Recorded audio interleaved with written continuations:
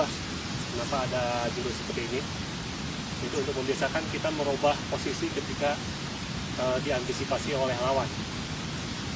Misalnya kalau saya mukul dengan jurus 1, hit, nah, ya, langsung bergerak.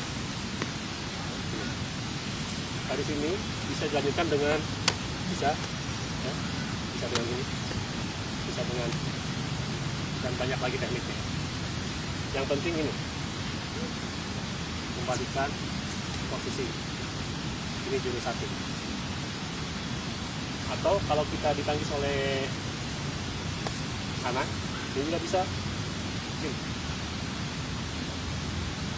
diputar. Jurus 1 begini, juga sama.